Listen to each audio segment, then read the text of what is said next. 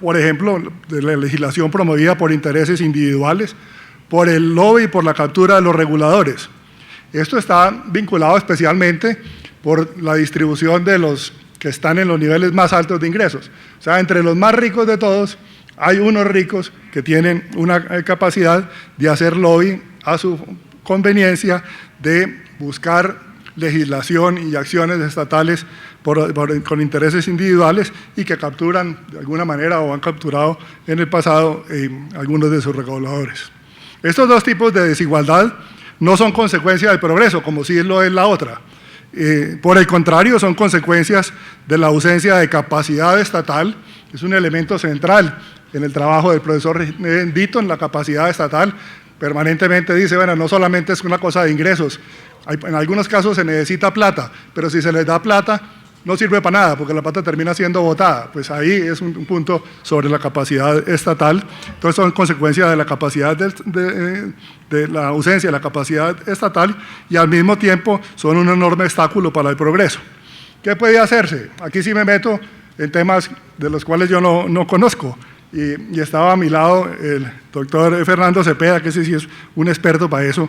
Y afortunadamente no está, por si voy a decir una locura, pues simplemente la lógica es que necesitamos fortalecer el Estado, un fortalecimiento del Estado que venga con legitimidad, y todo lo que vaya en contra de ese propósito sin duda es un obstáculo enorme para tener una sociedad más próspera y más equitativa. Muchas gracias.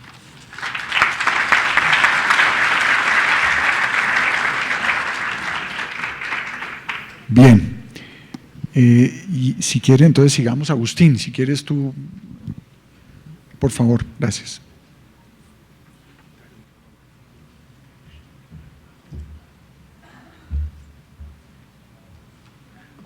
Bueno, muchas gracias. Ante todo, quiero agradecer a la Fundación Echavarría y a la Fundación Relial, que me permite estar aquí y tengo el privilegio de participar en este panel junto con nada menos que el Premio Nobel Angus Deaton, pero además con todo el extraordinario panel que he tenido acá y la oportunidad de ver lo que está pasando en Colombia. Yo les puedo asegurar que viniendo de Argentina, ver este nivel de debate con el presidente que hemos tenido hoy aquí es un lujo. Es casi que me da un poco de envidia, debo reconocerles.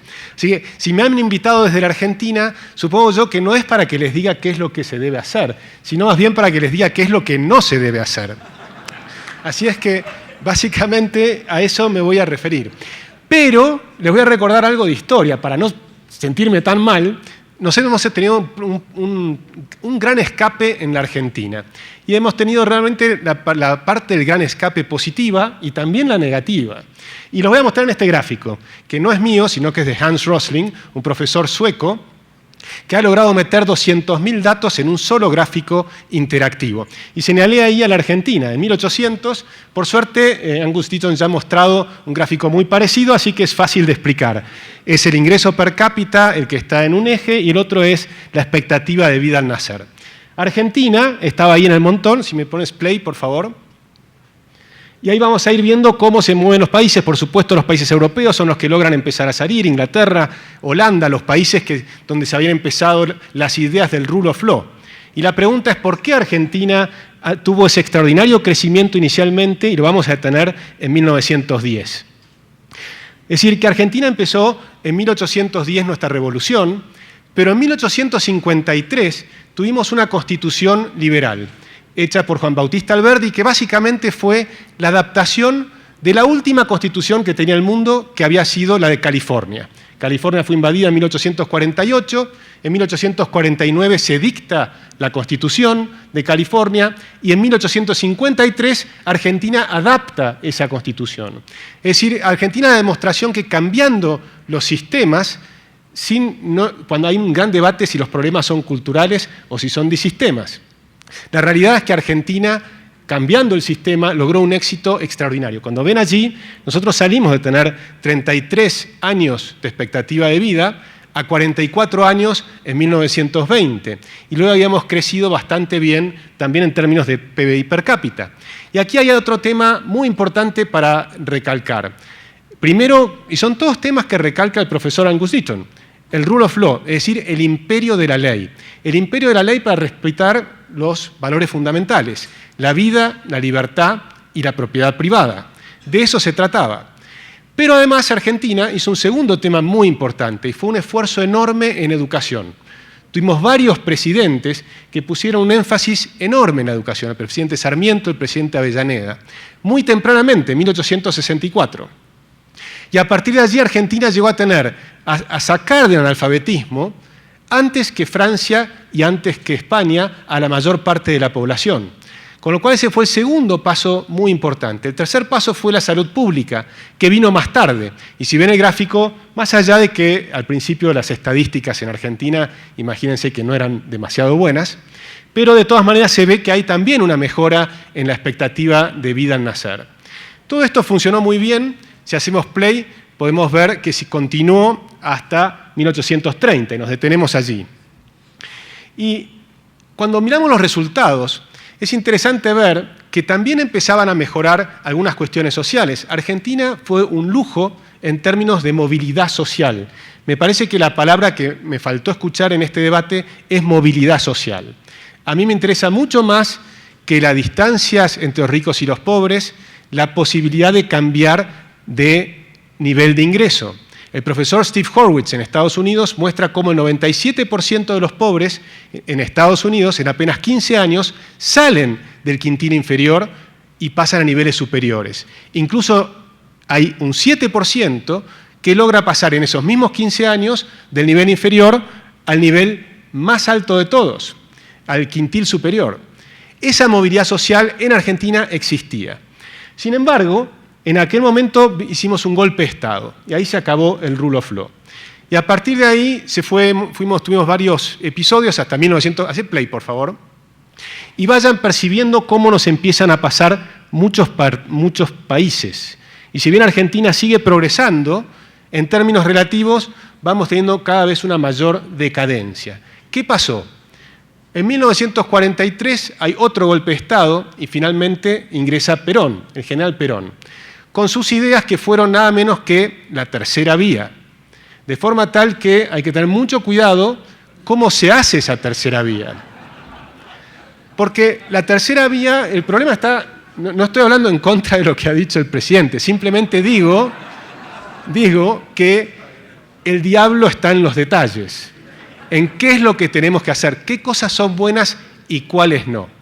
Y yo he resumido unas pocas, me queda apenas unos segundos, algunas de las cosas que no hay que hacer.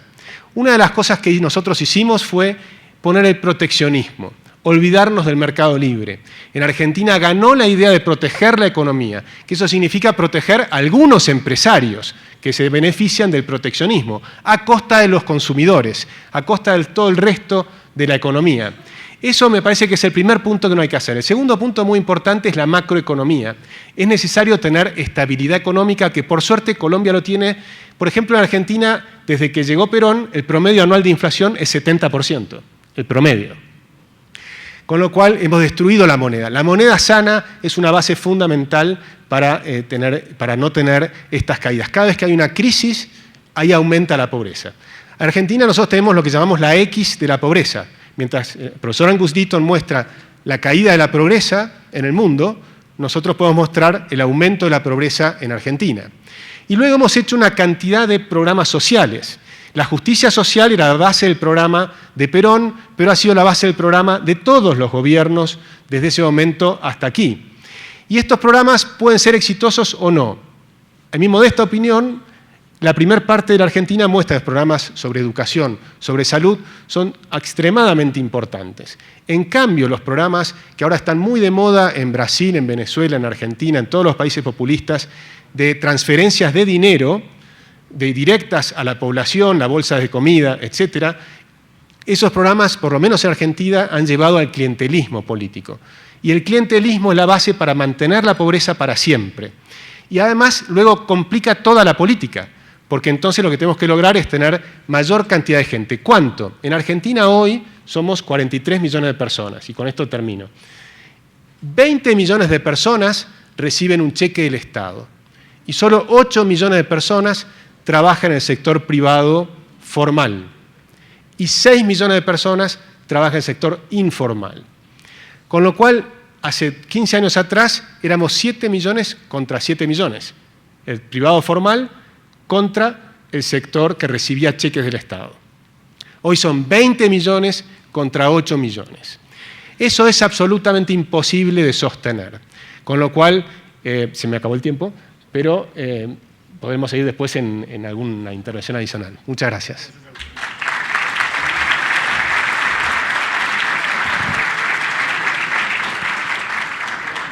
Muchas gracias, Agustín, muy interesante las prisiones que menciona, y démosle paso a Juan Camilo.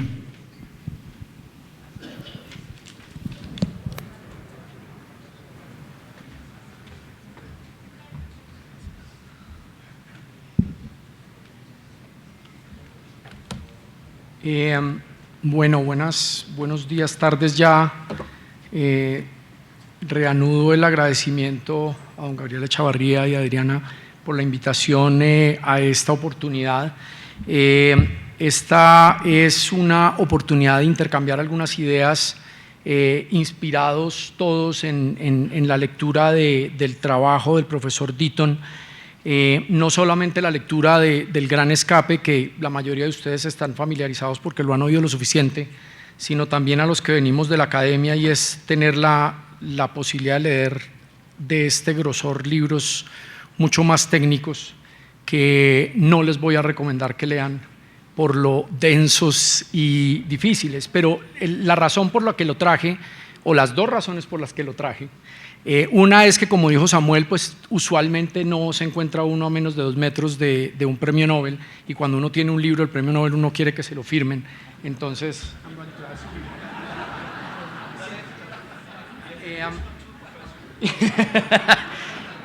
pero la razón por la que traigo ese libro es porque en ese libro está la sustancia de buena parte de lo que voy a tratar de decir, de por qué según este otro libro, El Gran Escape, tiene tanto valor. Y es el cuidado que ha tenido el profesor Deaton por un respeto inmenso por la teoría económica, además por la buena teoría económica, y sin embargo lo que ustedes leen en el trabajo de él es un montón de trabajo empírico.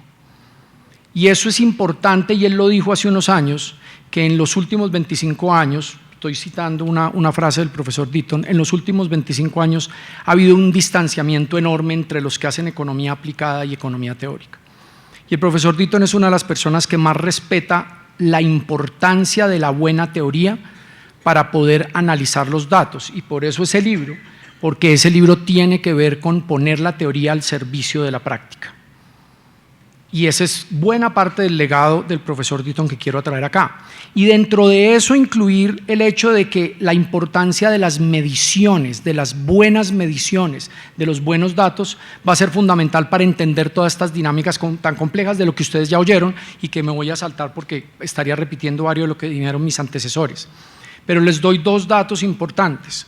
Colombia todavía está tomando decisiones con datos del censo del 2005, y como van las cosas no va a haber censo en el 2016, y pareciera que está embolatado para el 2017.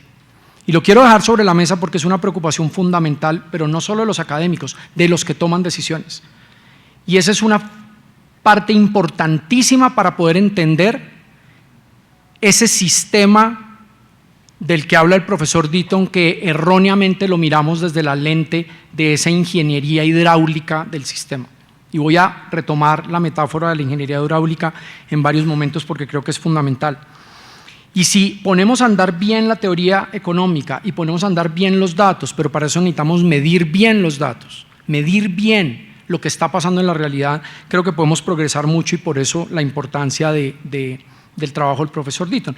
Entonces, entro al fondo de la pregunta que nos pidieron para este panel, y es esas bondades y limitaciones del mercado y del Estado. Y ahí voy a hacer énfasis en 3 puntos. El primero, creo que ya tenemos suficiente evidencia histórica de que le hemos pedido demasiado y nos hemos visto frustrados de ese poder omnipotente del Estado, del welfare state, para resolver muchos de los problemas. Ya se ha mencionado aquí varias veces. Segundo punto, quiero también resaltar que creo que también le hemos pedido demasiado al mercado y tampoco el mercado es suficiente y omnipresente para poder resolver estos problemas. Pero fíjense lo que estoy diciendo, y es que en este vaivén de qué tanto Estado, qué tanto mercado, en el que América Latina se ha movido por 100 años o más, se nos ha olvidado un tercero en el que yo creo que el profesor Ditton, y me gustaría invitarlo a que comentara, y es la posibilidad de ese tercer elemento que de alguna manera Samuel Azud lo mencionó hace un rato, y es la posibilidad de la cooperación, de la colaboración, de la acción colectiva. Y en eso voy a usar simplemente la metáfora de uno de mis grandes maestros, Samuel Bowles, que habla de qué tanto necesitamos de la mano invisible del mercado, qué tanto de la mano dura del Estado, pero qué tanto del apretón de manos. Y creo que en esa trilogía podemos comprender un poco más el problema de la pobreza y de salir de la pobreza. Creo que si le guardamos un poco las proporciones a la posibilidad del Estado de resolver los problemas, si también le guardamos un poco las proporciones a creer que el mercado los va a resolver todos, pero le abrimos un poco más las posibilidades a los arreglos de la acción colectiva de la sociedad civil para organizarse, voy a tratar de mencionarlo con un par de ejemplos, de pronto podemos entender un poquito mejor ese sistema que el profesor Ditton ha criticado con esa visión ingenieril hidráulica, lo digo yo como formado en ingeniería y después en economía. Les voy a dar un ejemplo muy pequeño, simplemente para que invitarlos a que les dé curiosidad y lo miren. Acabamos de terminar en la Facultad de Economía un estudio sobre las titulaciones colectivas a las comunidades negras en el Chocó, una de las zonas más pobres, perfecto ejemplo para todo lo que hemos venido hablando hoy. Y lo que encontramos es que las comunidades que recibieron un título colectivo, no individual, sino de propiedad colectiva, ojo, aumentaron su ingreso per cápita, aumentaron las inversiones en su casa, en su vivienda, y aumentaron su asistencia escolar de sus hijos. Miren lo que estoy diciendo, inversión en propiedad colectiva para mejoramientos de inversión privada del hogar, en capital humano y en capital físico. Eso rompe toda esta noción de que tiene que ser solamente por el Estado o solamente por el mercado, y es entender otras formas de cómo las comunidades tienen ese poder de agencia, que es buena parte del legado de Angus Deaton de criticar el asistencialismo o criticar el modelo del welfare state si no se entienden las capacidades de agencia de las personas, las capacidades de organizarse y resolver sus problemas y adaptarse al sistema. Y en eso es parte de la discusión que quiero, de la conversación que quiero plantear con él. Todo esto está derivado de la posibilidad de medir bien, y por eso nos demoramos 5 años armando las bases de datos para poder evaluar ese problema de los títulos colectivos en el Chocó, un tema que es de una relevancia en este momento para el posconflicto fundamental, con grandes debates que hay entre industriales y comunidades sobre las consultas previas, sobre las licencias ambientales, sobre las organizaciones comunitarias, sobre la Ley 70, y para eso necesitamos buenas mediciones. Y ese es el segundo punto que simplemente quiero hacer del trabajo del profesor Ditton. Y a esto voy a traer a colación el trabajo que creemos nosotros en la Facultad de Economía en la Universidad de los Andes más valioso que hemos hecho en los últimos años, que es la encuesta longitudinal. El profesor Ditton está bastante familiarizado con la importancia de hacer estudios longitudinales. En la Facultad de Economía empezamos en el 2010 un esfuerzo enorme en el que se muestrearon 10.000 hogares en Colombia, urbanos y rurales, y los empezamos a seguir de todo lo que hacían, lo que tenían, lo que no tenían, lo que les faltaba, lo que les molestaba, los choques que generaron, lo que estudiaron, sus ingresos, sus gastos y demás. Y a esos mismos hogares, 3 años después, en el 2013, los volvimos a encontrar. Los fuimos a buscar a 173 municipios hasta que los encontramos.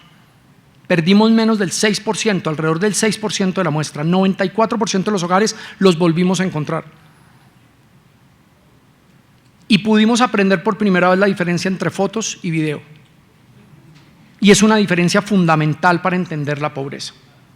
Porque si seguimos haciendo solamente con encuestas y no le agregamos el carácter de video, no podemos saber cómo la gente se adapta. Y resulta que la gente se adapta de formas absolutamente sorprendentes. A veces para bien y a veces para el mal. La gente se está moviendo en muchos sentidos. Y eso es parte del mensaje que quisiera traer acá, de resaltar la importancia que como sector privado, sector público y academia tenemos que gastar esfuerzos, invertir esfuerzos en tener mejores mediciones, y creo que nadie más amigo de esa idea que el profesor Ditton. Les voy a dar solo 2 ejemplos para terminar de esa posibilidad de las mediciones. Gracias a que pudimos seguir las mismas familias de 2010 al 2013, aprendimos, por ejemplo, que entre esos 2 años aumentó la participación de esos hogares en Colombia en organizaciones sociales. Un tema importantísimo para todo el tema de los emprendimientos sociales, que la gente participe más. El profesor Ditton lo ha dicho en varias entrevistas y en varios lugares, la importancia de la agencia y de la acción colectiva para participar en la democracia, para romperle la espalda a un montón de problemas de pobrezas estructurales. Y aprendimos que un montón de gente aumentó su participación, pero solamente porque teníamos el video nos dimos cuenta que hubo unos grupos de personas que dejaron de participar, pero hubo unos nuevos que entraron, y eso no lo hubiéramos podido hacer con encuestas. Otro ejemplo más interesante aún para, yo creo, esta audiencia, es que pudimos ver entre el 2010 y el 2013 que hubo un montón de choques para el país en desastres naturales y desastres y choques de violencia, que esos mismos hogares habían respondido con un montón de formas adaptativas que incluían ir a un banco y pedir una plata para responder al choque, o ir a donde amigos y familiares y pedirles plata prestada, o descapitalizarse y vender una vaca o una nevera o una bicicleta o una moto. Pero como eran los mismos hogares, los podíamos ver en el video. Y encontramos una cosa interesantísima para el papel del Estado y el mercado en todo esto que estoy mencionando. En ese recorrido del 2010 al 2013, los hogares que sufrieron choques vieron reducido su consumo, pero los que pudieron recuperar consumo fueron quienes pudieron tener acceso al sistema financiero, que les dio créditos y pudieron tener uso del sistema financiero formal para hacer uso de esos recursos, mientras quienes no tenían acceso a ese sistema financiero se vieron mucho más golpeados y bajaron su consumo, se descapitalizaron más, trataron de recurrir a ayudas de amigos, familiares, y no vieron aumentado ese consumo. Esto que acabo de decir no lo hubiéramos podido medir con encuestas, sino solamente con videos, y por eso la importancia de las encuestas longitudinales. Entonces simplemente termino con la metáfora del sistema hidráulico. Puede que el profesor Ditton esté de acuerdo o no conmigo, pero si en este sistema hidráulico tenemos tuberías, tenemos agua y tenemos un montón de grifería, esa visión ingenieril era que alguien top down, simplemente de arriba hacia abajo, pensaba, pues lo que hay que hacer es abrir estas y estas y estas llaves y el agua va a fluir y se va a resolver la pobreza, porque tenemos un supuesto de que el agua simplemente se comporta basado de pronto en los principios de Arquímedes, la ley de la gravedad, una teoría básica de fluidos, y hágale. Y nos empezamos a sorprender de que no era así. Nos empezamos a sorprender de que esas tuberías tienen óxido, se taponan, otras se rompen, y a veces el agua se sale de las tuberías y empieza a organizarse por sí misma. Y a veces el agua se sale y se pierde del sistema y cae en problemas de pobreza absoluta, pero en otras ocasiones esa agua se organiza, se adapta y empieza a buscar otros mecanismos en paralelo. Y a veces ese sistema ingenieril hidráulico pierde del radar la visión de todo eso. Pero además no es solo la agencia del agua, no entender el problema de la pobreza y de los individuos y los hogares como ese agente que responde sagradamente a unos principios muy reduccionistas de la economía, sino que la gente tiene una capacidad de respuesta y adaptación mucho más sorprendente, a veces para bien y a veces para mal, para adaptarse a otra gente que está manipulando la grifería en la tubería y está cambiando o no tubería y está haciendo unas tuberías más grandes, otras más pequeñas, y metiendo grifos ilegales para sacar un pedazo del agua para otro lado y demás, y de pronto empezamos a darnos cuenta que hay un juego estratégico de todos para adaptarse a los incentivos y a las instituciones. Y esos incentivos y esas instituciones están todo el tiempo determinando cuáles grifos se abren y se cierran, cuáles tuberías se reemplazan y cuáles no. Y ahí es donde quiero resaltar de nuevo que no solamente se resuelve con puras aproximaciones de demasiada devoción a la solución estatal o demasiada devoción a la solución del mercado, sino que hay que dejar que las comunidades también se empoderen y hagan uso también de su agencia para, a través de la acción colectiva, resolver a sus retos. Muchas gracias.